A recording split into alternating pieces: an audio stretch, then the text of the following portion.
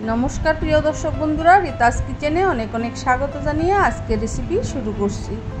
देखतेই পাচ্ছ কচু নিয়েছি, কাঁঠাল গুটি নিয়েছি ছোটো ছোটো পাঁচমিশালি মাছ।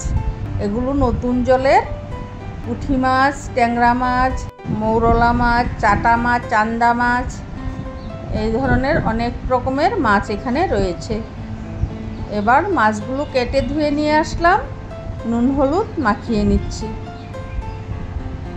এই মাছগুলো দিয়ে তো আর তরকারি করা যাবে না বন্ধুরা, তার জন্য এই মাছগুলো দিয়ে আমি আজকে চচ্চড়ি বানিয়ে তোমাদেরকে দেখাবো।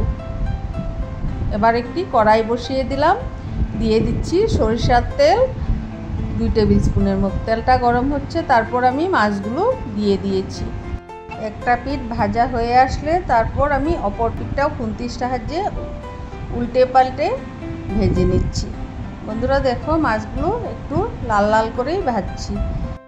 চচ্চড়ির মাছগুলো একটু লাল লাল করে মুচমুচে করে ভাজতে হয়, তা না হলে চচ্চড়ির সাথে সবজির সাথে মাছগুলো ঘেটে হয়ে যায়। তার জন্য আমি একটু লাল লাল করে মুচমুচে করে মাছগুলো ভেজে নিচ্ছি। একটু সময় বেশি লাগছে, কিন্তু মাছগুলো ভালোভাবে ভাজা হচ্ছে বন্ধুরা। এবার নিয়েছি কাঁঠাল গুটি, নিয়েছি কচু, এগুলো একদম ঝিরিঝিরি করে কেটে নেব। মাছগুলো নামিয়ে আমি কড়াইতে দিয়ে দিলাম 2 টেবিল স্পুন সরিষার তেল, ফোড়নে দিয়েছি রাঁধুনি। এবারে দিয়ে দিচ্ছি ঝিরিঝিরি করে কেটে রাখা পেঁয়াজগুলো, দিয়ে দিচ্ছি 4-5টার মতো চেরা কাঁচা লঙ্কা।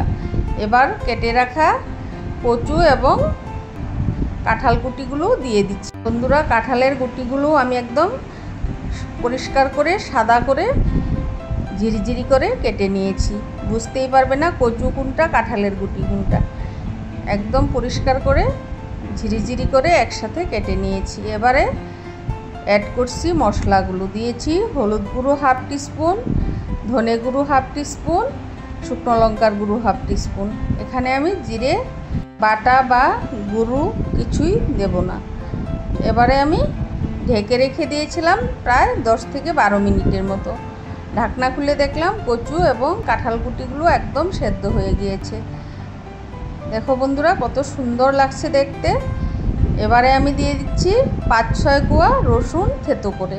রসুনটা দেওয়ার কারণ হলো একেতে গরম দিনের মাছ, আর কচুর সাথে এভাবে রসুন দিয়ে চচ্চড়ি বানালে খেতে দুর্দান্ত হয়।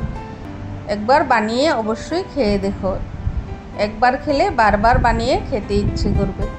এবারে সামান্য একটু জল দিয়ে একটু নেড়ে চেড়ে নিচ্ছি, যাতে চচ্চড়িটা একটু মাখো মাখো টাইপের হয়।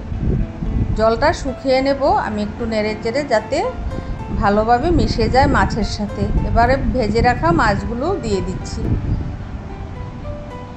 এবার হালকা হাতে একটু নেড়ে চেড়ে মিলিয়ে নেব, তারপর আরও 5-6 মিনিটের মতো ঢেকে দেব। এবার ঢাকনা খুলে দেখো বন্ধুরা কত সুন্দর হয়েছে চচ্চড়িটা। এভাবে তোমরাও একবার বাড়িতে ট্রাই করে দেখো, খেতে অসাধারণ হবে। ফিরে আসবো নতুন নতুন রেসিপি নিয়ে। ভালো থেকো, সুস্থ থেকো, ধন্যবাদ।